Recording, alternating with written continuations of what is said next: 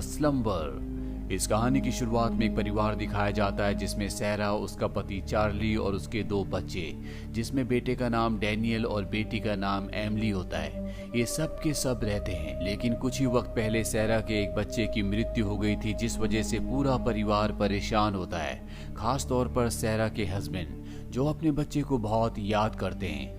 लेकिन अब इनके घर में और भी प्रॉब्लम्स आना शुरू हो जाती है। इनका बेटा रात को नींद में चलना शुरू कर देता है, जिससे इनकी परेशानी और भी बढ़ जाती है।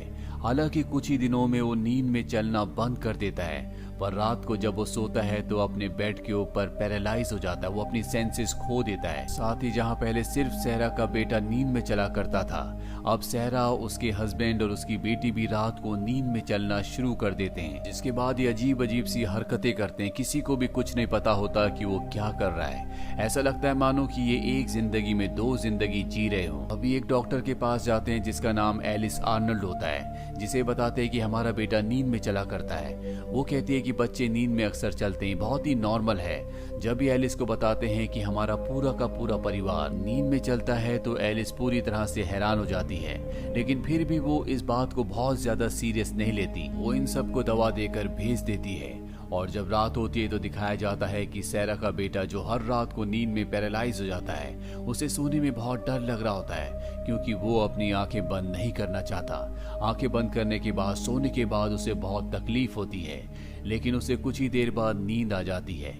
और रात को एक बार फिर से पूरा का पूरा परिवार नींद में चलना शुरू कर देता है। सैरा के हस्बैंड को लगता है कि जिस बच्चे की मृत्यु हो चुकी है वो अब भी उनकी गोद में है। वो उसे खिला रहे होते हैं। साथ ही सैरा की बेटी को दिखाया जाता है, जो सीजर से अपने सारे टेडी बियर्स को काट देती है। सैरा अपने लिए शेक बना रही होती है। इन सबको नहीं पता कि ये क्या कर रहे हैं। वहीं सैरा के बेटे को दिखाया जाता है, जो नींद में पूरी तरह से पैरालाइज है। वो अपने पेरेंट्स को बुलाना चाहता है, लेकिन वो मजबूर है। वो चाहकर भी उन्हें आवाज नहीं दे पा रहा होता। और तभी उसकी आंखें खुल जाती है। उसे वहां पर एक साया दिखता है, जिसके बाद सब के सब अपने होश में आ जाते हैं। और जब सैरा अपने हस्बैंड और अपनी बेटी के साथ अपने बेटे के कमरे में आती है, तो वो देखते हैं कि उनके बेटे की तबीयत बहुत ज्यादा खराब है। वो बहुत ज्यादा डरा हुआ है, जिसके बाद इस पूरे परिवार को विश्वास हो जाता है कि जो भी इनके साथ हो रहा है वो नॉर्मल नहीं है, वो बहुत ही खतरनाक है। इसीलिए एक बार फिर से डॉक्टर एलिस के पास जाते हैं। डॉक्टर एलिस पूरे परिवार के टेस्ट लेती है, जो पूरी तरह से नॉर्मल होते हैं। लेकिन अब वो फैसला कर लेती है कि वो पूरे परिवार को एक रात के लिए हॉस्पिटल में एडमिट करेगी। पूरे परिवार को एडमिट कर लिया जाता है। और जब सब के सब सो जाते हैं, तो डॉक्टर एलिस को दिखाया जाता है, जो सीसीटीवी कैमरे से पूरे परिवार को देख रही होती है।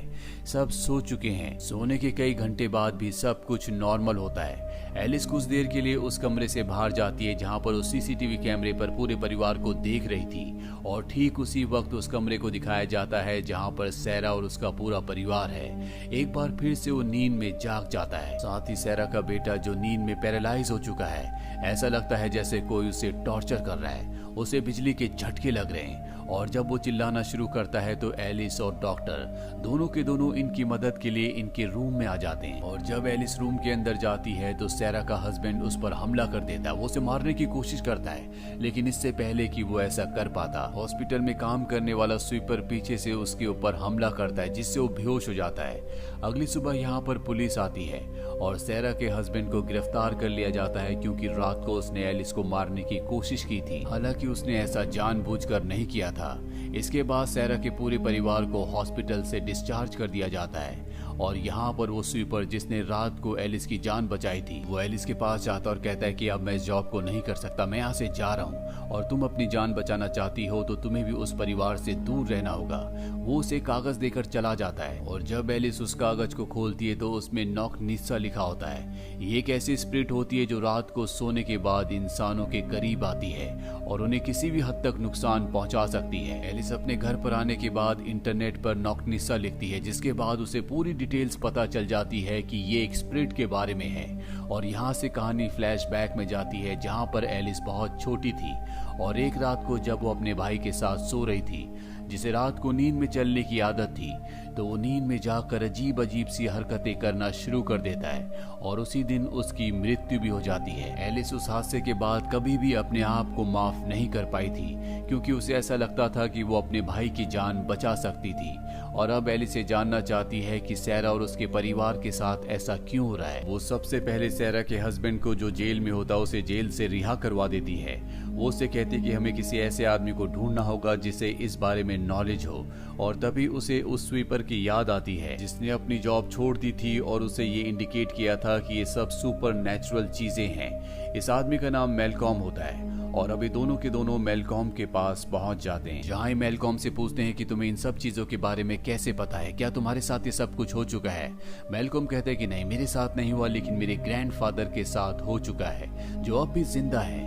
और अभी मेलकॉम के ग्रैंडफादर से मिलते हैं, जो इनको बताते हैं कि मेरे साथ भी कुछ ऐसा ही हो रहा था, लेकिन इससे पहले कि वो डीमन मुझे मारता, मैंने अपनी आंखों की आईलिड को काट दिया, जिसके बाद कभी मेरी आंखें बंद नहीं हुई और वो डीमन मेरे ऊपर हावी नहीं हुआ।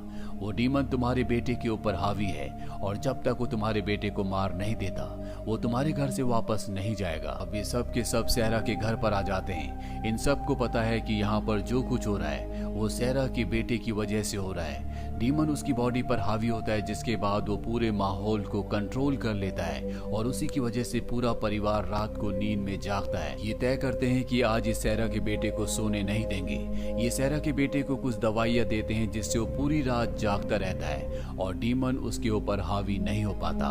और अब ये तय करते हैं कि इन्हें किसी न किसी तरीके से डीमन से हमेशा के लिए छुटकारा पाना होगा और सैरा के बेटे की जान बचानी होगी। एलिस ने अब तक इस बारे में बहुत ज्यादा रिसर्च कर ली होती है और अपनी रिसर्च के आधार पर वो सबको बताती है कि डीमन हमारी दुनिया में नहीं रहता, उसकी दुनिया दूसरी है, वो दूसरे डायमेंशन में रहता है और ये जो डीमन है ये ख्वाबों की दुनिया का डीमन है और अगर हमें उसे हराना है तो हमें ख्वाबों की दुनिया में जाना होगा, जिसके लिए हम सबको सोना होगा। और इसके बाद इस सब के सब इंजेक्शन लेकर सो जाते हैं और सोने के बाद ख्वाबों की दुनिया में जाने के बाद भी डीमन इन्हें पूरी तरह से अपने कंट्रोल में ले लेता है। सैरा के हस्बैंड को अपने मरे हुए बच्चे की छवि दिखती है, साथ ही यहाँ पर एलिस को अपने भाई की, जिसकी बचपन में मृत्यु हो गई थी। सैरा अपने आप को कंट्रोल नहीं कर पा रही होती, लेकिन यहाँ पर सिर्फ एक आदमी होता है जो कंट्रोल में होता है और वो होते हैं मेलकॉम के ग्रैंडफादर। वो जानते हैं कि डीमन अब सैरा के बेटे के ऊपर हमला करेगा, इसीलिए वो उसे बचाने के लिए आगे बढ़ते हैं, पर डीमन उन्हें भी अपने कब्जे में ले लेता है, यानी कि उन्हें पूरी तरह से पजेस्ट कर लेता है। वहीं सैरा को दिखाया जाता है जो नींद में अपने होश और हवास खो चुकी है, उसे कुछ पता नहीं होता कि वो क्या कर रही है। एलिस, जिसके सामने उसका भाई होता है, वो उसे अपने गले से लगा लेती है, पर अगले पल उसे एहसास होता है कि ये सच्चाई नहीं है, उसके भाई की मृत्यु हो चुकी है और ये डीमन है जो सब कर रहा है। और जिस पल उसे एहसास होता है वापस अपनी सेंसेस में आ जाती है, भागकर सैरा के बेटे के कमरे में जाती है ताकि उसे बचा सके। वो देखती है कि वहां पर मेलकम के ग्रैंडफादर सैरा के बेटे को मारने की कोशिश कर रहे हैं। वो उसे बचाने के लिए मेलकम के ग्रैंडफादर को मार देती है और यहाँ पर किसी भी ऐसे इंसान को बचाने का जिसे सपनों का डीमन मारना चाहता है, सिर्फ एक ही तरीका होता है कि उसके बदले कोई और सैक्रिफाइस हो जाए। और यहाँ पर मेलकम के ग्रैंडफादर सैक्रिफाइस हो चुके होते हैं, जिस वजह से सैरा के बेटे की जान बच जाती है।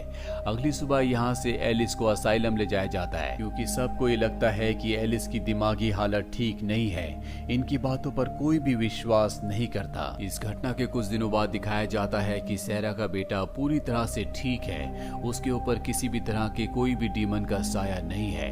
वहीं एलिस को दिखाया जाता है जो हॉस्पिटल से अपने घर पर अपने हस्बैंड को वीडियो कॉल करती है, जिसके बाद उसका हस्बैंड बताता है कि आजकल हमारी बेटी को नींद में अजीब अजीब सी आवाजें सुनाई देती हैं और ये आवाजें ठीक उसी तरह की आवाजें थी जिस तरह से बचपन में एलिस के भाई को सुनाई देती थी।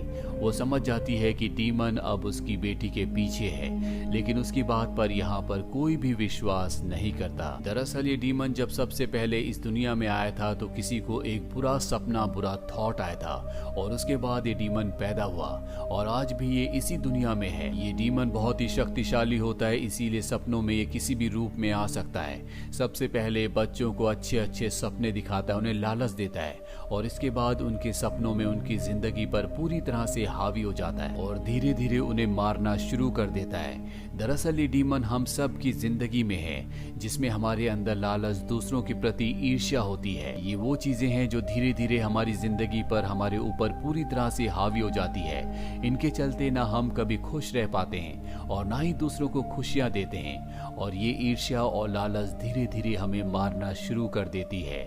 इसी के साथ ये फिल्म, ये कहानी यहीं पर खत्म हो जाती है। उम्मीद करते हैं कि ये कहानी आपको पसंद आई होगी।